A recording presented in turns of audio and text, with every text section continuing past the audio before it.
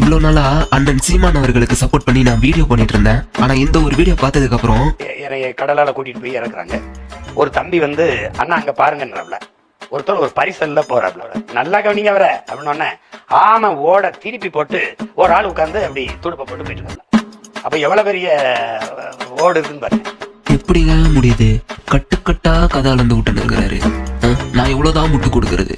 இருந்தாலும் நம்ம வான்புகழ் கொண்ட என் திரு வள்ளுவன் என்ன சொல்றாருன்னா, எப்பொருள் யார் யார் வாய் கேட்பினும் அப்பொருள் மெய்ப்பொருள் காண்பது அறிவு அறிவு அறிவு.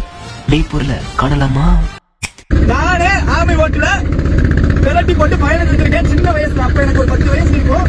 அந்த ஓடுகளை நாங்க எடுத்து கடற்கரை ஓரத்துல உள்ள தண்ணீர்ல மேல அதை கவுத்தி போட்டு அது மேல ஏறி உட்காந்து சின்ன படகு முறைய தொடுப்பு போட்டு நாங்க போய் விளையாட்டு அனுபவம் நிறைய இருக்குது.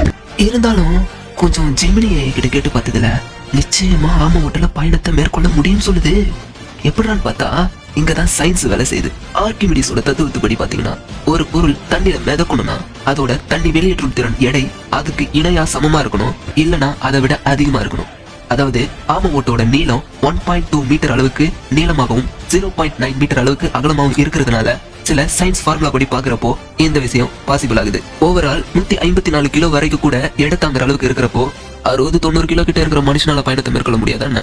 அப்போ சீமான் நான் சொன்னது உண்மைதான். அது மட்டும் இல்லாம சில ஈழத்தமிழர்களுடைய வரலாற்று புத்தகங்களை பாக்குறப்போ சிலர் வாழை குற்றிகளை பிணைத்து கட்டியும் ஆமை ஓடுகளை தெப்பமாக பாவித்தும் கடவுள் வரை சென்றார்களாம்பா பாத்துக்கோங்க. சோ அண்ணன் சீமான் அவர்கள் சொல்ற ஒவ்வொன்றுமே உண்மை இருக்குது. அதோட உண்மைத்தன்மை இவனுங்க தெரிஞ்சுக்காம இவனுங்களுக்கு ஒரு விஷயம் தெரியாது அப்படிங்கறதுனால அப்படி ஒரு விஷயம் இல்லவே இல்லைன்னு சொல்லிட்டு அவதூறு பரப்பிட்டு இருக்கானுங்க. இப்பவும் சொல்றேன், அண்ணன் சீமான் அவர்களை நீங்க எந்த அளவுக்கு அவதூறு பரப்புறீங்களோ அந்த அளவுக்கு நாங்களாம் ஸ்ட்ராங்கா நிற்போம். இது உங்களை கலாய்கரன்ற பேர்ல சில தற்கூரி பசங்க உங்களுக்கு அனுப்பியிருப்பானுங்களா, அவனுங்களுக்கு இந்த வீடியோ அனுப்பி விடுங்க.